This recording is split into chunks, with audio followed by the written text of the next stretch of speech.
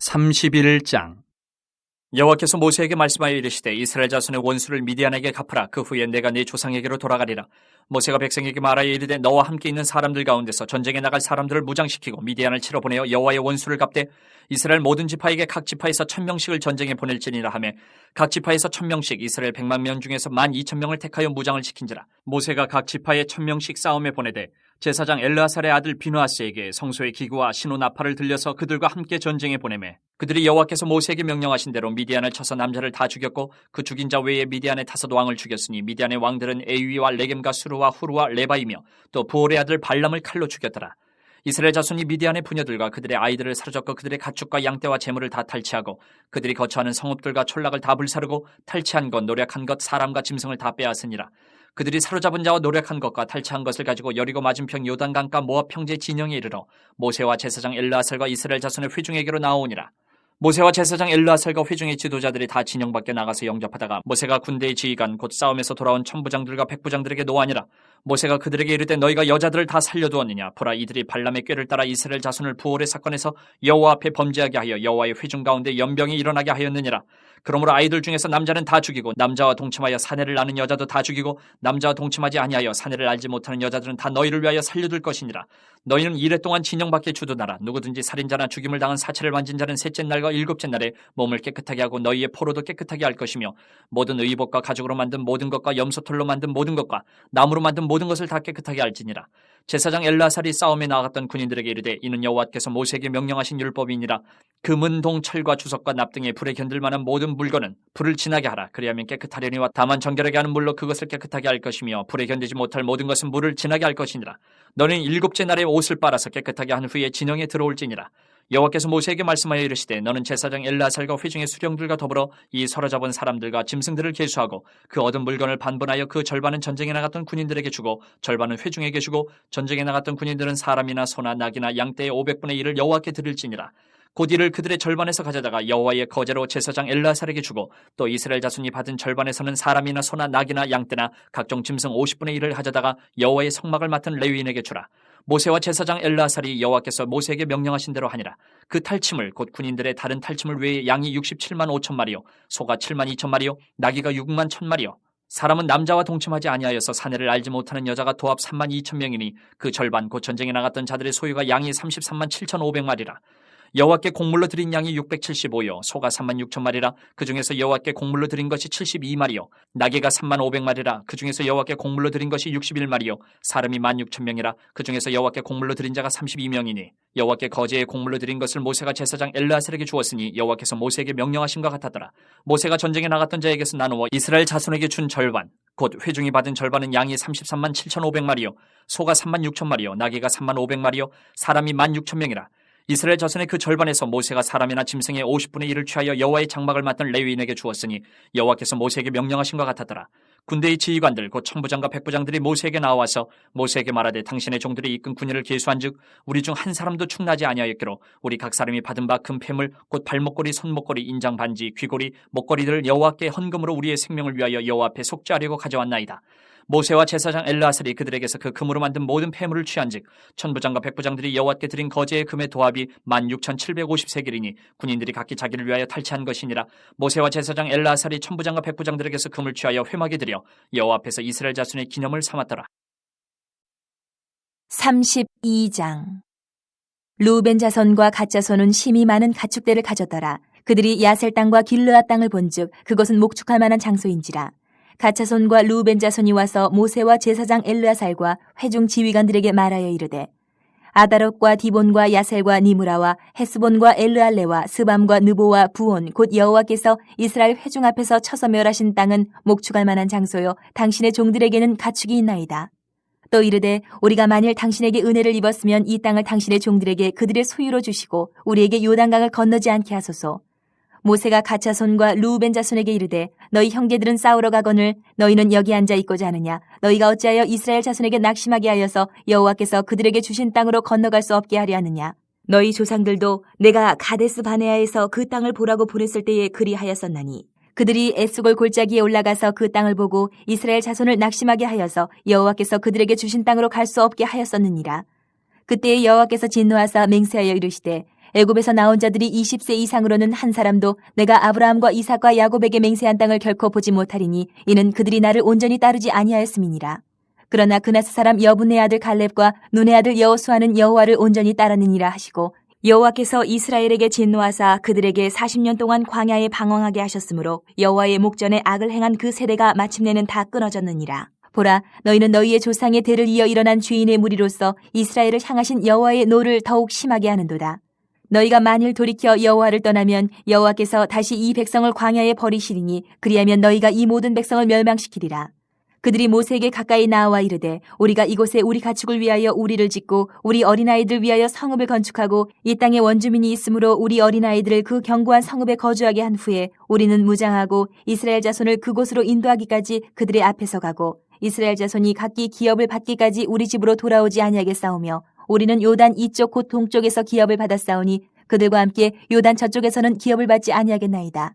모세가 그들에게 이르되 너희가 만일 이 일을 행하여 무장하고 여호와 앞에서 가서 싸우되 너희가 다 무장하고 여호와 앞에서 요단을 건너가서 여호와께서 그의 원수를 자기 앞에서 쫓아내시고 그 땅이 여호와 앞에 복종하게 하시기까지 싸우면 여호와 앞에서나 이스라엘 앞에서나 무지하여 돌아오겠고 이 땅은 여호와 앞에서 너희의 소유가 되리라마는 너희가 만일 그같이 아니하면 여호와께 범죄함이니 너희 죄가 반드시 너희를 찾아낼 줄 알라. 너희는 어린아이들을 위하여 성읍을 건축하고 양을 위하여 우리를 지으라. 그리하고 너희의 입이 말한 대로 행하라. 갓자손과 르우벤 자손이 모세에게 대답하여 이르되 주의 종들인 우리는 우리 주의 명령대로 행할 것이라. 우리의 어린아이들과 아내와 양떼와 모든 가축은 이곳 길르아 성읍들에 두고 종들은 우리 주의 말씀대로 무장하고 여호와 앞에서 다 건너가서 싸우리이다. 이에 모세가 그들에 대하여 제사장 엘르아살과 눈의 아들 여호수아와 이스라엘 자손 지파의 수령들에게 명령하니라. 모세가 그들에게 이르되 갓자손과 르우벤 자손이 만일 각각 무장하고 너희와 함께 요단을 건너가서 여호와 앞에서 싸워서 그 땅이 너희 앞에 항복하기에 이르면 길르앗 땅을 그들의 소유로 줄 것이니라. 그러나 만일 그들이 너희와 함께 무장하고 건너지 아니하면 그들은 가나안 땅에서 너희와 함께 땅을 소유할 것이니라. 갓자손과 르우벤 자손이 대답하여 이르되 여호와께서 당신의 종들에게 명령하신 대로 우리가 행할 것이라. 우리가 무장하고 여호와 앞에서 가나안 땅에 건너가서 요단 이쪽을 우리가 소유할 기업이 되게 하리이다. 모세가 갓자손과 르우벤 자손과 요셉의 아들 므낫세 반 지파에게 아모리인의 왕 시온의 나라와 바산 왕 옥의 나라를 주되 곧 그 땅과 그 경내의 성읍들과 그 성읍들의 사방 땅을 그들에게 주매 갓자손은 디본과 아다롯과 아로엘과 아다롯 소반과 야셀과 욕부하와 벤니무라와 베타란들의 견고한 성읍을 건축하였고 또 양을 위하여 우리를 지었으며 르우벤 자손은 헤스본과 엘르알레와 기리아다임과 느보와 바알모온들을 건축하고 그 이름을 바꾸었고 또 신마를 건축하고 건축한 성읍들의 새 이름을 주었고 므낫세 아들 마길의 자손은 가서 길르앗을 쳐서 빼앗고 거기 있는 아모리인을 쫓아내매 모세가 길르앗을 므낫세의 아들 마길에게 주매 그가 거기 거주하였고 므낫세의 아들 야일은 가서 그 촌락들을 빼앗고 하봇 야일이라 불렀으며 노바는 가서 그낫과 그 마을들을 빼앗고 자기 이름을 따라서 노바라 불렀더라.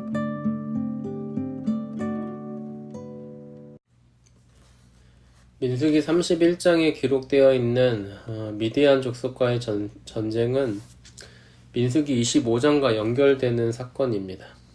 민수기 25장에서 모압 족속들은 이스라엘 백성들이 부올의 바알을 숭배하도록 유혹합니다. 성경에는 바알 부올이라고 이렇게 되어 있고요. 아마도 신의 이름일 것입니다. 바알이라는 말은 많이 들어보셨죠? 네, 구약 성경에 나오는 여러 이방 신들의 이름 중 하나가 바로 바알인데 부올 지역의 바알일 수도 있고요. 부올이라는 지역의 바알일 수도 있고 아니면 부올이라는 사람의 바알일 수도 있습니다. 그래서 부올의 아들 발람도 나오잖아요. 그래서 이게 그 지역의 사람인지, 그러니까 발람이 그 부올이라는 지역의 사람인지 아니면 부올이라는 사람의 아들인지 정확하게 알 수는 없습니다만 어찌됐든 이 모압 족속과 그리고 미디안 족속에게 가장 많은 숭배를 받고 있었던 신이 바로 부올의 바알 부올이었을 거라고 이렇게 생각이 됩니다. 모압의 여인들의 성적 유혹에 넘어간 많은 이스라엘의 리더들, 한글 성경은 수령이라고 나오네요. 이 리더들은 부올의 바알을 숭배하는 일에 가담하게 됩니다. 아마도 그들만이 아니라 그들이 이끌고 있는 사람들도 그렇게 한 것으로 생각됩니다. 하나님은 진노하셨고 그 진노로 인해 이스라엘은 연병으로, 전염병이죠. 24,000명이나 되는 사람들이 목숨을 잃게 됩니다. 심지어 그렇게 많은 사람이 죽어가는 중에 시므온 지파의 지도자 중 하나였던 시므리라는 사람이 미디안 족속의 수령 중 하나였던 수르, 이 사람은 민수기 31장에서는 미디안의 왕 중 하나로 다시 소개됩니다. 이스라엘과의 전쟁에서 패한 후에 이 사람도 죽임을 당하고요. 아무튼 이 사람의 딸 고스비와 잠자리를 가집니다. 미디안 족속이 이스라엘의 지도자들과 접촉을 하려고 했던 이유도 모압 족속이 그것과 같았던 것으로 보입니다. 바로 부올의 바알을 숭배하도록 유혹하는 것 말입니다.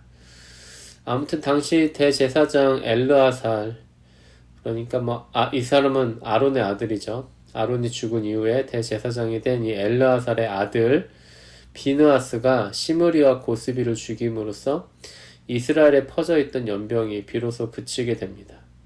이 일 후에 하나님께서는 모세에게 미디안 족속들을 칠 것을 명령합니다. 그 이유는 하나님만을 섬기기로 한 이스라엘 백성들이 다른 신을 섬기도록 미디안 족속이 유혹을 했기 때문입니다. 다른 말로 미디안 족속은 이스라엘 백성들에게 잘못한 것이 아니라 하나님께 잘못을 한 것입니다.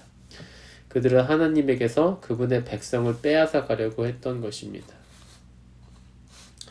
그리고 시간이 흘러 민수기 31장에 와서 전에 하나님께서 명령하신 대로 이스라엘은 미디안과 전쟁으로 심판을 하게 된 것입니다. 우리는 31장에 나오는 여러 내용들이 민수기 앞부분에서 이미 다루어졌다는 것에 주목할 필요가 있어요. 앞서 설명한 미디안에 대한 복수는 민수기 25장 16절에서 18절에 나옵니다.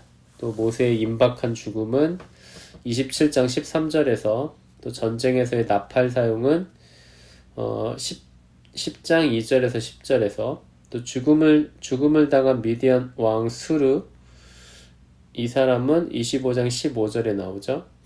또 발람은 22장에서 24장까지의 내용에 나옵니다. 또 바알보올 사건은 25장 6절에서 9절에서, 또 시체를 접촉한 후에 정결은 19장 11절에서 19절에서, 제사장들과 레위인들에게 바치는 11조와 제물은 18장 8절에서 32절에서, 또 여호와께 바치는 제물은 7장과 또 28장, 29장에서 이미 다루어진 내용들입니다. 뿐만 아니라 3절과 5절, 26절, 그리고 32절에서 47절에 나타나는 군인의 계수와 전리품의 조사는 1장에서 4장과 26장의 주제를 떠오르게 합니다. 따라서 31장은 이미 앞에서 진술된 이야기들을 요약하고 결론 짓는 역할을 한다고 말할 수 있어요. 31장은 25장에서 마무리되지 않은 주제, 즉 나중에 실제로 수행된 미디안과의 전쟁을 말해줍니다. 25장에서 이스라엘은 모압과 미디안 사람들의 유혹을 받아 바알보올이라는 이름의 거짓 신을 예배하게 되었고요. 이스라엘은 또한 모압과 미디안 여인들과 성적인 관계를 갖게 되었습니다. 여호와께서는 속임수로 이스라엘로 하여금 우상숭배와 부도덕한 음행에 빠지게 한 미디안 족속들을 칠 것을, 그러니까 심판하실 것을 명령하십니다. 미디안인들이 저지른 죄의 심각성은 이들에게 원수를 갚으라는 하나님의 명령에 잘 나타납니다. 그런데 막상 31장의 본문은 전투 그 자체보다는 거룩한 전쟁의 과정과 관련된 내용들에 더욱 많은 관심을 기울이고 있어요. 보다 정확히 말하자면 본문은 전투보다는 제의, 그러니까 제사의식에 더 많은 관심을 기울이고 있습니다. 거룩한 전쟁의 관점에서 31장은 다음과 같이 구분할 수 있습니다. 첫째, 미디안과의 전쟁. 둘째, 히브리어로 헤렘이라고 일컫는 적군을 전멸시키는 전쟁의 수행. 이 헤렘이라고 하는 것은 들어올리다라는 뜻을 갖고 있는데, 보통 이제 사람이 죄를 지으면은 나무 위에 단다는 그 신명기의 말씀이 있잖아요. 그렇게 심판을 하고, 그러니까 하나님께 죄를 지은 사람을 심판을 하고 그렇게 나무에 달아 올리는 것을 헤렘이라고 합니다. 그러니까 뭐 이런 경우가 굉장히 많이 나오죠. 이제 하나님께 죄를 지어서 저주받은 사람을 이제 나무에 달아 들어 올리는 것. 그것에 대한 이야기들이 구약 성경에 굉장히 많이 나오는데요. 그러니까 왜 이렇게 하냐면은 하나님께 죄를 지은 사람은 반드시 하나님 앞에서 죄를 지은 사람은 그것에 대한 마땅한 벌인 저주를 받아야 한다. 그렇게 해야지만이 모든 죄의 값이 치러진다. 뭐 이런 뜻입니다. 세 번째, 전쟁에 참여한 군사들의 정결의식 규례. 넷째, 전리품의 분배. 다섯째, 여호와께 드리는 예물에 관한 규례. 따라서 31장은 이제 임박한 가나안 땅에서의 전투 후에 발생한 일들에 대한 일종의 사례를 제공하는 것입니다. 앞으로 이제 이스라엘 백성들이 요단강을 건너서 가나안 땅에 사는 민족들과 싸울 때에도 이것과 동일한 방식으로 싸우게 될 것이라는 것을 보여주고 있다는 말입니다. 32장은 르우벤, 갓, 그리고 므낫세 지파의 일부. 성경에는 이제 므낫세 반지파로 이렇게 나오죠. 이 그러니까 2개하고도 1개의 반지파가 요단 동편에 정착하는 내용을 다루고 있습니다. 이들 지파의 요단강 동편 정착을 요약하는 기록이 33절에서 38절에 나타나고요. 이 이야기의 의미를 올바로 파악하기 위해서는 우리는 요단 동편이 족장들에게 약속한 가나안 땅 바깥에 위치하고 있음을 주목해야 합니다. 그러니까 간단하게 이야기하자면 이 사람들이 지금 정착하려고 하는 요단 동편의 땅은 하나님께서 그의 조상들인 아브라함, 이삭, 야곱에게 약속하신 땅이 아니에요. 약속을 받은 땅이 아닌 곳에 정착하겠다고 이야기를 하고 있는 것입니다. 약속의 땅의 경계는 나중에 민수기 34장에 나타나는데 갈릴리 바다에서 남쪽으로 내려오는 요단강이 가나안의 동쪽 경계를 규정합니다. 그러니까 요단강의 서쪽이 바로 이스라엘이 약속받은 땅이지, 요단강의 동쪽은 약속받은 땅이 아니라고 하는 것입니다. 이스라엘은 전적으로 하나님의 말씀에 의존해야 하는 존재인데, 이스라엘의 어느 지파가 하나님께서 아브라함에게 약속한 땅 바깥에 정착한다는 것은 하나님의 말씀을 아주 불손하게 무시하는 결과를 가져오죠. 그런데 이제 이스라엘이 요단강을 건너 땅을 이제 기업으로 차지할 바로 그 순간에 갑자기 2지파와 또 1지파의 절반이 이 약속의 땅에 바깥에 정착하겠다고 요구를 하고 있는 것입니다. 우리에게 요단강을 건너지 않게 하소서. 이 32장 5절의 말씀은 38년 전에, 그러니까 당시 기준으로 38년 전에 출애굽 제1세대가 약속의 땅의 문턱인 가데스 바네아에서 모세에게 반역하였던 사건을 생각나게 합니다. 민수기 13장에서 14장의 말씀에서 당시 출애굽 1세대들이 가나안 땅으로 보낸 12명의 정탐꾼들은 이 2명을 제외하고 그 땅이 위험스럽고 그곳 주민들은 강하고 성읍은 견고하고 심히 크다는 절망적인 보고를 했습니다. 여기에 그 2명의 정탐꾼 여호사와 갈렙을 제외한 모든 출애굽 1세대들은 하나님의 약속을 신뢰하지 않고 가나안 족속들을 두려워하고 가나안 땅으로 올라가라는 하나님의 명령에 불순종합니다. 그 결과 그들은 40년을 광야에서만 지내다가 죽게 되리라는 심판을 받게 된 것이죠. 그런데 이번에는 갓지파와 르우벤 지파 그리고 므낫세 지파의 일부가 약속의 땅에 들어가서 기업을 얻는 일에 관심이 없음을 선언합니다. 이들의 요구는 출애굽 1세대의 행위와 비교되었고 이것은 이들과 모세 사이에 논쟁을 불러일으킵니다. 이 과정에서 이들의 요구는 40년 전 가데스에서 일어났던 사건과 암시적으로 비교되고 있습니다. 6절에서 15절의 말씀을 보시면 확인하실 수 있습니다. 그러자 그들은 한 가지 타협안을 제시합니다. 이들은 그들의 어린 자녀들과 아내 그리고 그들이 소유한 가축을 위해 성읍을 건설한 후에 이들을 요단 동편에 그대로 남겨놓게 해달라고 요청합니다. 그리고 이들 지파의 성인 남자들, 그러니까 군인으로 계수된 모든 남자들은 다른 지파들과 함께 요단을 건너 가나안 정복이 성취될 때까지 집으로 돌아오지 않을 것을 제안합니다. 이 제안에 만족한 모세는 이들에게 그 요구를 허락해 줍니다.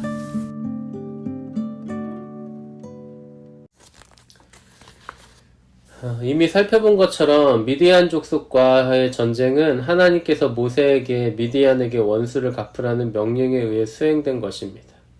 하나님께서는 미디안 족속이 부올에서 이스라엘 백성들을 유혹한 대가로 이들을 전멸시킬 것을 명령하셨습니다.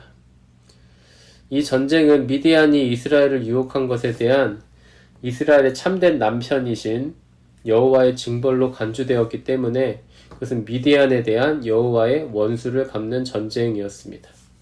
다른 말로 미디안은 이스라엘에게 정복을 당한 것이 아니라 하나님의 심판을 받은 것입니다. 이런 식의 전쟁을 신학적 용어로 거룩한 전쟁이라고 합니다. 어떤 민족이나 나라에 대한 하나님의 심판을 수행하기 위해서 이스라엘이 일으킨 전쟁을 거룩한 전쟁이라고 부르는 것입니다. 가나안 땅 정복도 이러한 전쟁에 해당됩니다. 비느하스가 제사장으로서 미디안 족속과의 전쟁에 참여했다는 것은 이 전쟁이 거룩한 전쟁임을 암시합니다. 그리고 흥미로운 것은 미디안과 실제 전투는 단지 2절로만 요약되어 설명된다는 것입니다. 이스라엘은 미디안의 모든 남자와 미디안의 5왕과 이스라엘을 유혹하여 이들을 다른 신을 숭배하게 했던 발람을 죽였습니다. 죽임을 당한 미디안의 5왕 중 수르는 민수기 25장에서 죽임을 당한 미디안 여인 고스비의 아버지로 추정됩니다. 고대 이스라엘에서 간음은 죽음의 형벌을 가져오기 때문에 미디안을 진멸시킨 것은 당시 배경에서 문제가 되지 않았을 것으로 생각됩니다. 하지만 오늘날의 우리에게는 지나치게 가혹한 일처럼 보이죠. 또 다른 사람들에게 하나님의 이런 무자비함을 어떻게 변호해야 할지에 대한 난처함을 느끼게 됩니다. 이런 성경의 이러한 이야기는 신앙을 떠나서 정말 다루고 싶지 않은 주제일 것입니다. 너무 다루기가 까다롭기 때문이죠. 그렇기 때문에 사실 제가 앞서 오늘 본문에 기록된 미디안과의 전쟁은 거룩한 전쟁이라고 강조한 이유가 바로 여기에 있습니다. 미디안 족속은 하나님을 섬기지 않았고 심지어 이미 하나님의 백성인 이스라엘을 하나님으로부터 뺏어오려고 했습니다. 그 일에 대한 하나님의 진노는 마땅했습니다. 이 말씀에 대한 난처함보다 우리는 그 전쟁은 죄인들에 대한 하나님의 마땅한 심판이라는 것에 초점을 두고 오늘 본문을 보아야 합니다. 오늘 본문이 주는 또 다른 교훈은 본래 사람에게는 죽음의 흔적조차 허락되지 않았다는 사실입니다. 본문 19절에서 24절까지의 말씀은 전쟁을 치른 군인들이 수행해야 할 7일간의 정결의식 절차를 알려줍니다. 이스라엘의 군인들은 하나님의 백성으로서 하나님의 거룩한 전쟁을 수행해야 했고 또 동시에 하나님의 백성으로서 죽음을 멀리해야 했습니다. 하나님의 백성들은 하나님 안에서 생명을 누리는 사람들이기 때문입니다. 오늘 본문은 역시나 하나님을 떠나 사는 것은 저주와 죽음뿐임을 알려줍니다. 또 하나님께서 사람들에게 본래 주신 것은 죽음이 아니라 생명이었음을 확인시켜줍니다. 하나님께서 우리에게 생명을 주시는 유일한 참된 신이심을 잊지 않는 우리가 되기를 바랍니다. 함께 기도하겠습니다. 거룩하고 자비하신 하나님 아버지, 오늘 하루도 하나님만을 의지하며 바라는 우리가 되기를 원합니다. 우리는 종종 이 세상을 생존 경쟁을 하는 무대로 느끼며 불안함에 빠져 힘들어합니다. 그리고 이 세상 어떤 것이 그 불안함을 이기게 해주는지를 여기저기 찾아보고 또 의지해 보려고 합니다. 하지만 이 세상 그 어떤 것도 우리를 죽음에서 구원할 수 없음을 잊지 않도록 인도해 주옵소서. 오직 하나님만이 우리를 죽음에서 생명으로 인도하신다는 사실을 항상 기억하며 의지할 수 있도록 인도해 주옵소서. 예수님의 이름으로 기도합니다. 아멘.